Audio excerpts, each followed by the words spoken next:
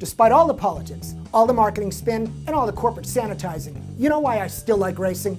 Because when the engines fire up, the bullshit stops. Case in point, the Sebring 12. Peugeot and Ferrari came to win, gave pre-race quotes saying anything less is unacceptable. Then they just went out and did it. The others? Mazda broke early. They're still not committed. Jaguar's still the quickest. DNF. Jag built a time machine as they made 12 hours go by in only 25 minutes. And the Jag corporate suits, tricked by Genelozzi's sales pitch, they should be made to drive Tatas. There are two cardinal rules in racing. Don't crash in warm-up, don't hit your teammate. BMW did the former, it cost them a shot at the win. Corvette did the latter, parking cars like coked-out valets at some Florida disco. Turns out the LMP1 Sebring race was actually held on Monday and Tuesday, when Peugeot and Audi finally hit the track together. Pug finished his 24-hour simulation, and Audi started theirs. On TV, the ALMS CEO said, quote, "Audi really tried to make the race." BS. But not here. Just the facts. Today about Super GT and V8 supercars from last week. World Challenge and Time Attack this week. Royal Purple is the performance oil that outperforms. More power and torque, reduced wear, better economy, longer oil life. It's so good that 25 out of 28 of America's top high-performance engine builders relied on it at this year's Engine Masters Challenge. Why? Royal Purple delivers real-world performance.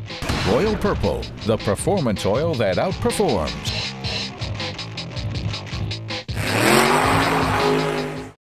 Round one of the Japanese Super GT Series saw the new Hondas all painted up and on the pole. But track conditions made the racing furious, and 3 Hondas tangled, leaving the door open for another Nissan GTR win, a Lexus P2, and one of the remaining HSVs in P3. In GT300, that went to Mazda RX-7. The other Super Series, V8 supercars, continued in Adelaide, Australia. Garth Tander got himself back into the champ fight, sweeping both races. But you gotta love the intensity of the racing, the fans, the sponsors. Here's the promo video and some of the ambiance that make this series really work.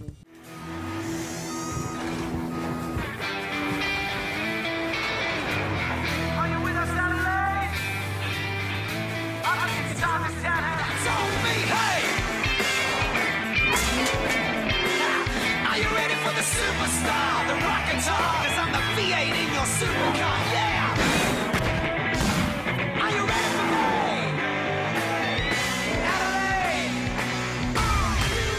Mercedes says they're interested to join. The series is talking about a new car spec with independent rear suspension that could open the door for even more manufacturer interest.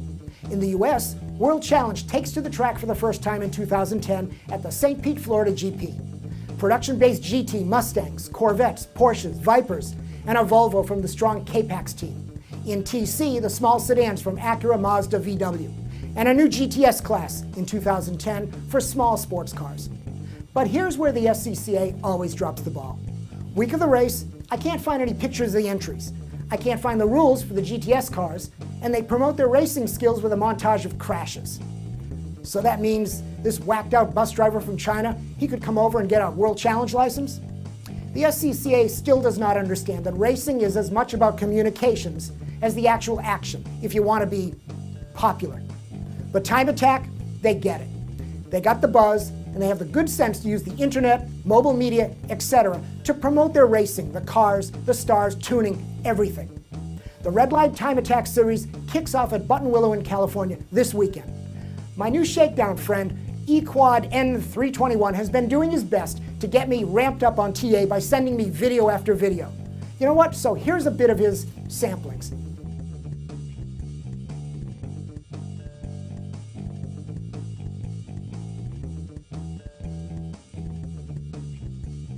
I think there's going to be much more of a following once everybody clues into it. You want to do more of this next year? Absolutely. I hope to do lots of them. This is an exciting few days for me, and it's the first one, and hopefully many more. I like David Empringham's sense of TA passion. See, even the old guys get it. Empringham, he can drive. Watch his hands. You don't see a lot of hand jerking. One turn in, maybe a little mid-corner correction, one turn out. Now compare that to Dead to Me Go Daddy Girl's frantic handwork. All I'm saying is this, that's not good technique for racing. Look, if I want to see a girl's wrist move fast, I'll stop the car first. So Dave's team, Sierra, came from Formula Atlantic Pro Racing. Now they build and run this TA Evo. But Nissan reversed the path when it went looking for a new team to run its Mega GTR in FIA GT1. English tuning house Sumo Power, with tons of cred via drifting and TA. They're the new factory team for 2010. 2 cars are being prepped. It'll be neat to watch street tuning skills match up with traditional racers. Road racing and time attack work because they're so authentic to the cars and driving. Which makes me take notice of something like this. Ford wants to promote their new 305 horsepower V6 Mustang. Power, lighter weight for more balanced handling, and fuel economy. Time for a Ford contest. Okay, I get it. So you enter to guess if it'll go 500 miles on a tank of gas. But they take the car to NASCAR's Bristol Oval versus road course or the open road. Is it too obvious, or is it just me? Oh well, there's always companies like BMW and their gear whining, let me show you what a right turn is all about, Z4 GT3, working through its shakedown. Enjoy.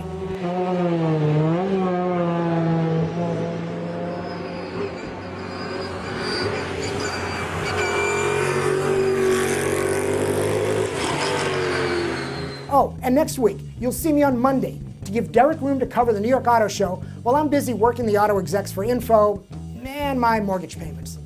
Take care.